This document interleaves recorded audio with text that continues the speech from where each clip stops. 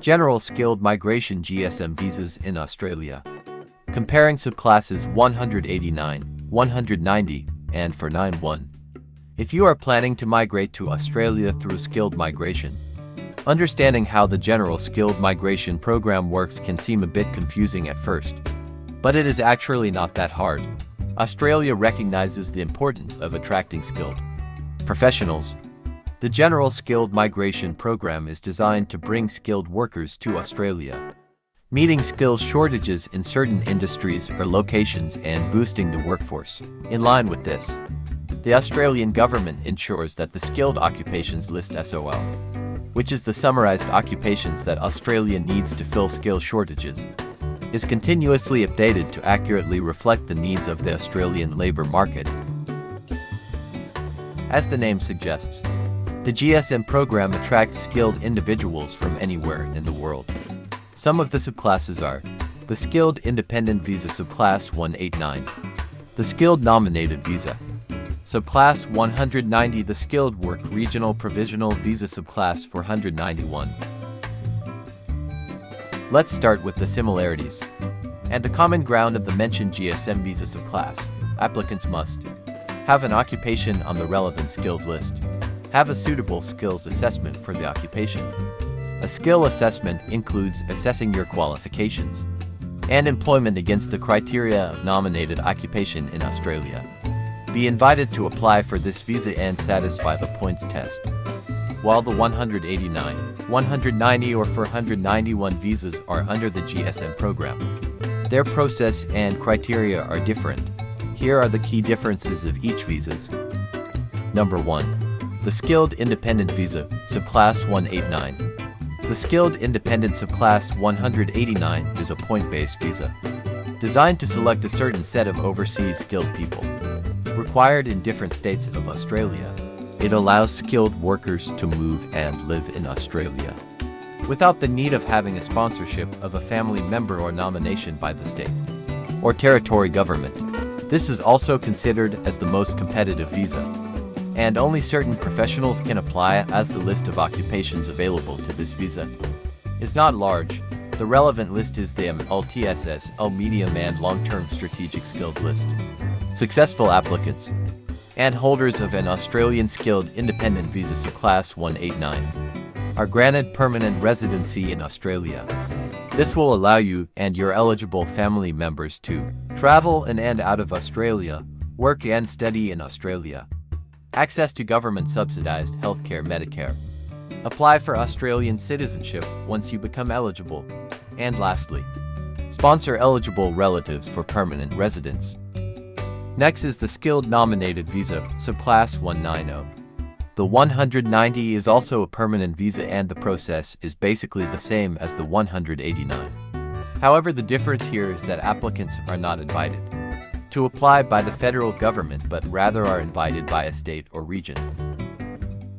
This means applicants are not in a race for points in most cases.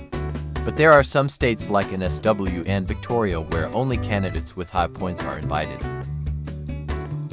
The 190 visa requires the applicant to be nominated by a state or territory of Australia to apply, and each state and territory has their own requirements in relation to who they want to nominate.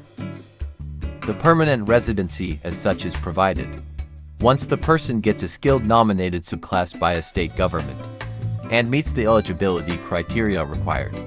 The skilled nominated visa will grant you permanent residency in Australia.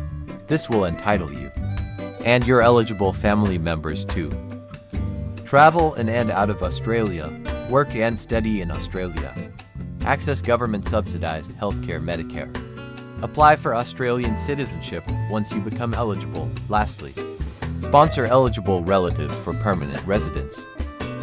Lastly, for the Skilled Work Regional Provisional Visa, Subclass 491, instead of a permanent visa, the Skilled Work Regional Visa is a provisional visa that enables all skilled workers to live, pursue education, and work in appointed areas of Australia and their families.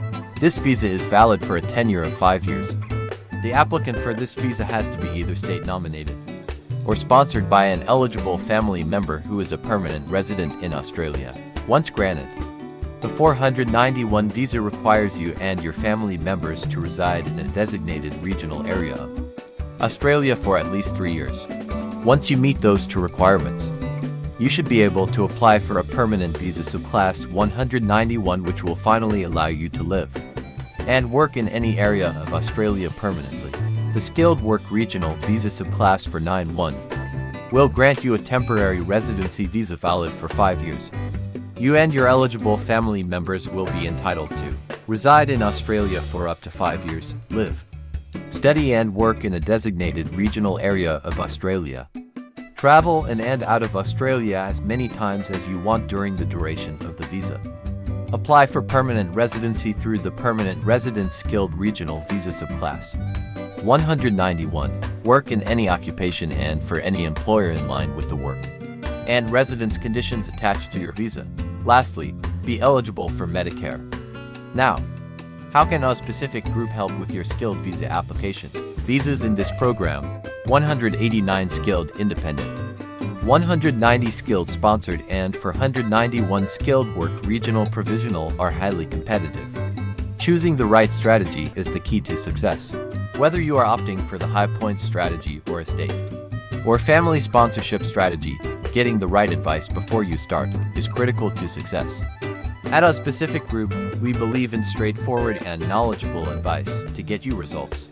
Our personalized service will provide you with upfront certainty and what you need to do to improve your chance of selection and eventually achieve your goal. Experience Australia. Contact us to know your opportunities in Australia. Disclaimer: the content of the video is general information and may be true and valid only when the video is originally posted. Any information included on the video is not intended to serve as a substitute for a consultation with an expert or professional. Always seek the advice of a qualified registered migration agent for your concerns related to studying and or migrating to Australia.